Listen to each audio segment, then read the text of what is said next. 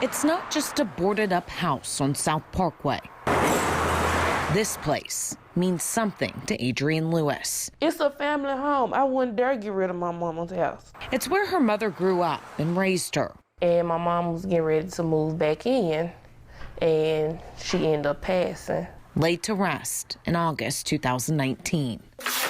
A year and a half later, Lewis and her cousin Chandra Robbins say they heard something had happened to the house. And I called one of my cousins, and she was like, oh, I talked to Daryl. He was like, he got the house back in his name. I'm like, that's impossible. Impossible, because the property records they had on file didn't show their uncle, Daryl Murphy, as the property owner. Instead, you can see it listed Lewis and her mother. If I pull it up, oh, how did he do this? As in, take ownership of the South Parkway home. The Shelby County Register of Deeds website shows on February 25th, 2021, the property was transferred to Murphy, their uncle who lives in Texas, through a quitclaim deed. You can see his name, address, and right there in the middle, signatures from both Lewis and her mother, signed February 10th, 2021, approving the property transfer. And I'm like, it's impossible for my aunt to sign a quick deed, and she's been deceased since 2019. I said, and Adrienne was at work here at FedEx. 2 weeks after the deed was processed, they notified the registrar's office and police, launching an investigation. And it was notarized.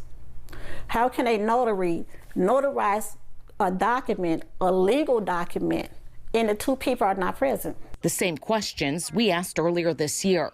WREG investigators told you about quitclaim deeds.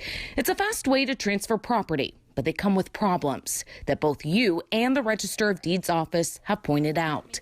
See, the form has to be downloaded, printed, filled out correctly, and notarized. Per state law, if those boxes are checked, the registrar's office must accept the deed. They can't ask for ID or question it, even if they think the form looks fraudulent. That's apparently what happened here.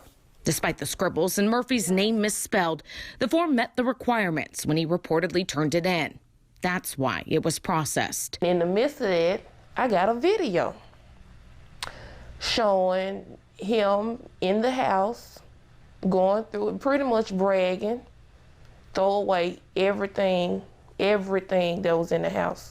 Lewis says that included sentimental items from her childhood as well as her mother's belongings. She says she turned that video over to police as well as proof that her mother had passed away and there's no way she could have signed that deed. They end up charging him with theft of property, over $10,000, and forgery. And the property was put back into Lewis's name. That was wrong. That was dead wrong. The registrar's office says fraudulent filings are on the rise, but there's little they can do about it until the law is changed. State legislators have promised to bring it up next session, but until then, the registrar's office is asking people to sign up for its fraud program, which will send a property owner an alert when any document, like a quitclaim deed, is recorded. It doesn't stop it from happening, but rather makes the owner aware before the property continues to change hands, making it harder to get the property back. A lot of people need to be aware of this because it happens so much. WREG investigators also contacted the Texas Secretary of State about the notary. The spokesperson told us the state law says the notary must witness every person signing the form, either physically or virtually.